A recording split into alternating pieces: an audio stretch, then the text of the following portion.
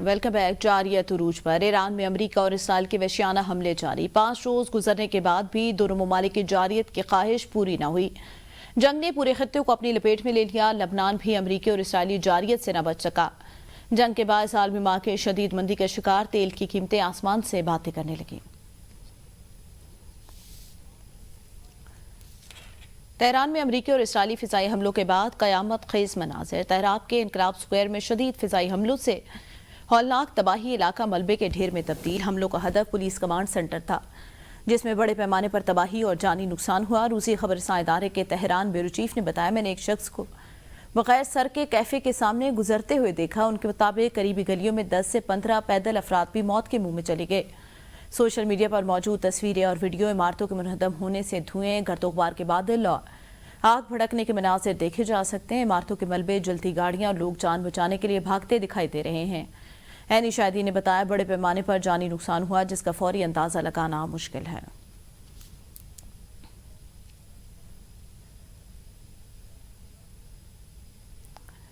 ایران کے ہر supreme leader, ہر commander کو براہ راست ہدف بنایا جائے گا۔ اسرائیلی وزیر دفاع کا سخت اعلان۔ اسرائیل کارٹرز نے کہا کہ مشن کی تکمیل کے لیے وزیر اعظم کی حمایت سے فوج کو ہر ممکن وسائل کے ساتھ کارروائی کا حکم دے دیا گیا۔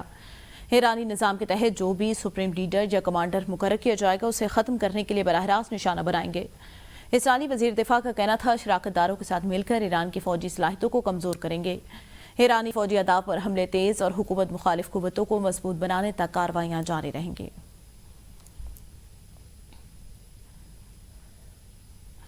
کامیاب ایرانی حکمت عملی، اسرائیلی میزائل جعلی ہیلی کاپٹر پر ضائع ہو گیا۔ IDF کی جانب سے جاری کردہ انفراریڈ فوٹیج میں ایک میزائل کو زمین پر کھڑے Mi-17 ہیلی کاپٹر نما ہدف کو نشانہ بناتے ہوئے دیکھا جا سکتا ہے۔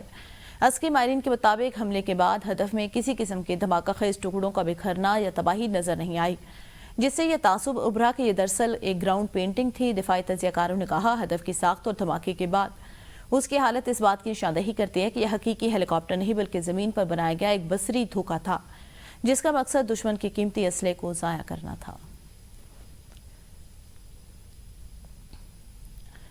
ایرانی انٹیلیجنس نے تہران سے موساد ایجنٹ گرفتار کر لیا۔ اسلحہ اور اسٹارلنگ ڈیوائس برآمد۔ ایران کی وزارت انٹیلیجنس نے اعلان کیا، تہران میں غیر ملکی آقاؤں کے لیے کارروائیوں کا منصوبہ بنانے والے افراد کو گرفتار کر لیا گیا۔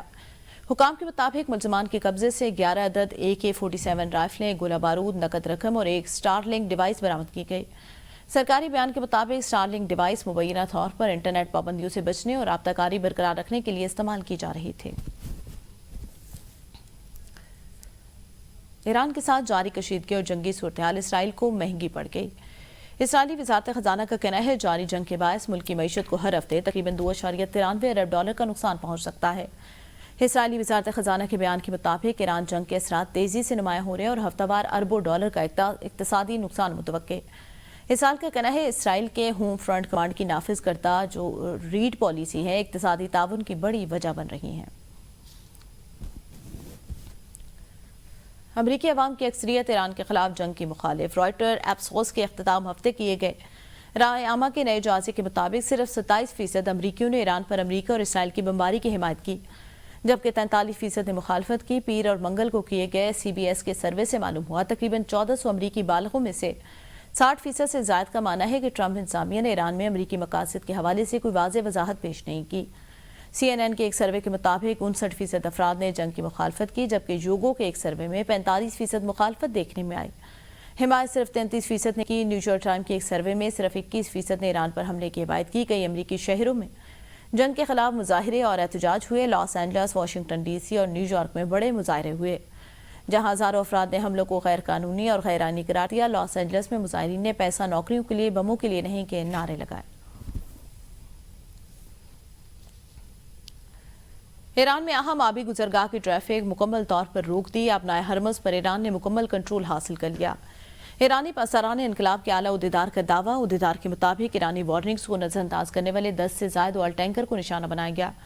ایرانی حکام کی کارروائی کے بعد خلیج ہرمز میں تیل کے ٹینکر جو ٹریفک ہے اس میں تقریباً 90% کمی آئی۔ یہ گزرگاہ عالمی تیل کی سپلائی کا تقریباً 5 حصہ لے جاتی ہے۔ کچھ بحری جہاز خطرناک متبادل راستوں سے مشرق اور مغرب کی جانب جا رہے ہیں، جبکہ کئی ٹینکر خود کار شناختی نظام بلیک آؤٹ کے تحت سفر کر رہے ہیں۔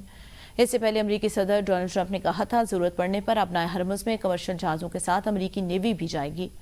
صدر ٹرمپ نے مزید کہا جہازوں کے انشورنس میں امریکی مالیاتی ادارے مدد کریں گے اور آئل ٹینکر سمیت تمام تجارتی جہازوں کو انشورنس اور گارنٹیز فراہم کی جائیں گے۔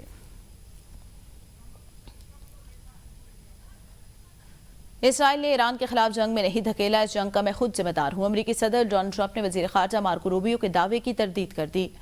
کہا اسرائیل کا ہاتھ میں نے ایران پر حملے کے لیے آگے بڑھایا، اپنے ملک کی بہتری اور امریکی عوام کے فائدے کے لیے وہ فیصلے کرنے میں خود مختار ہوں۔ امریکہ صدر کا ابنائے ہرمز کھلوانے کا فیصلہ، کہا ضرورت پڑنے پر ابنائے ہرمز میں کمرشل جہازوں کے ساتھ امریکی نیوی جائے گی، جہازوں کے انشورنس میں امریکی مالیاتی ادارہ مدد کرے گا۔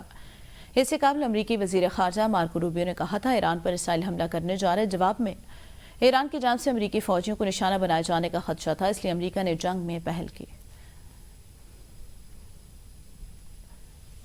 شورائے قیادت اس وقت چند ناموں پر غور کر رہی ہے، جلد نئے رہبر کا اعلان کر دیا جائے گا۔ ایرانی مجلس خبرگان کے رکن آیت اللہ خاتمی نے کہا کہ نئے رہبر کے تعین کے حوالے سے پیش رفت جاری، قوم کو یقین دلایا جاتا ہے قیادت کے میدان میں کوئی خلا پیش نہیں آئے گا، ہم نتیجے کے قریب پہنچ چکے ہیں۔ نئے وزیر اعظم اور وزیر خارجہ سینیٹر اسحاق ڈار کی اسلام آباد میں ایرانی سفارتخانے آمد۔ ایران کے سپریم لیڈر آیت اللہ سید علی خامنائی کی شہادت پر تعزیتی خطاب میں اظہار افسوس کیا۔ اسحاق ڈار نے سوگوار خاندان اور ایرانی قوم سے دلی ہمدردی کا اظہار کیا۔ اسحاق ڈار نے کہا دکھ کی اس گھڑی میں پاکستان کی ایرانی عوام سے مکمل یکجہتی کا اعادہ کیا، پاکستان برادر اسلامی ملک ایران کے ساتھ کھڑا رہنے کے لیے پرعزم ہے۔ وزیر خارجہ نے خطے کی موجودہ صورتحال میں پاکستان اور ایران کے قریبی تعلقات کو اعادہ کیا ہے۔ خلاف افغان سرزمین سے دہشت گردی ناقابل قبول، شہداء کی قربانیاں پاکستان کی سلامتی اور استحکام کی بنیاد ہیں۔ فیلڈ مارشل سید عاصم منیر کا جنوبی وزیرستان وانا کا دورہ، مغربی سرحد پر سیکیورٹی صورتحال اور آپریشنل تیاریوں کا جائزہ لیا۔ ISPR کے مطابق فیلڈ مارشل کو علاقے میں سیکیورٹی انتظامات، انٹیلیجنس بیسڈ آپریشن اور سرحدی انتظامات پر بریفنگ دی گئی۔